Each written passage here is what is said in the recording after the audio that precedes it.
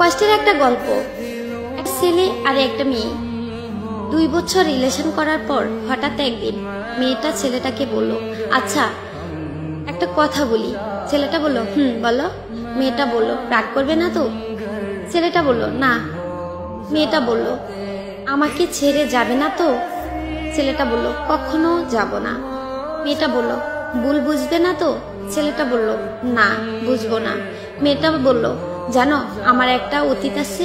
ছেলেটা বলল, কি সেটা? মেয়েটা বলল, আমাকে রেপ করা হয়েছে। ছেলেটা বলল, কি? মেয়েটা কেঁদে কেঁদে বলল, এবার তুমি আমায় খারাপ ভেবে হয়তো আমাকে ছেড়ে চলে যাবে। ছেলেটা মেয়েটাকে অনেক জোরে একটা থাপ্পড় দিল। মেয়েটা বলল, চলে যেতে পারো, আটকাবো না। এ বলে মেয়েটা কেঁদে কেঁদে চলে গেল। কিছুদিন পর হঠাৎ একদিন ছেলেটি মেয়েটিকে ফোন করলো। মেয়েটি বলল, হ্যালো। ছেলেটা বলল, একটু দেখা করবে? মেয়েটা বলল, কোথায়? ছেলেটা বলল, আমরা যেখানে দেখা করতাম।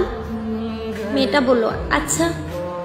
ছেলেটি আগে থেকে এসে মেয়েটির জন্য অপেক্ষা করতেছে। কিছুক্ষণ পর মেয়েটি আসলো। মেয়েটি বলল, কিসের জন্য আসতে বলছো? ছেলেটি বলল, চোখ বন্ধ করো। মেয়েটি বলল, কেন? ছেলেটা বলল, এত প্রশ্ন করো কেন? মেয়েটা বলল, আচ্ছা চোখ বন্ধ করলাম। ছেলেটা বলল, এবার চোখ খুলে তাকাও।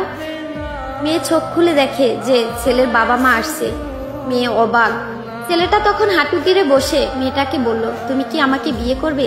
মেয়েটা বলল, তখন ছেলেটি বলল, আমি তোমাকে ভালোবাসি, তোমার অতীতকে না। তারপর ছেলে ও মেয়ে বাবা মায়ের ইচ্ছাতে তাদের বিয়ে হয়। হ্যাঁ, এটাই সত্যিকারের ভালোবাসা। অতীত জেনেও ভালোবাসার মানুষটি ছেড়ে যায় না। আসলে এই গল্পটা শুনে বুঝতে পারলেন, সব ছেলে এক হয় না এবং তার পরিবারও না। ভালোবাসতে জানলে ভালোবাসে সুন্দরবন। ভালোবাসো মন থেকে।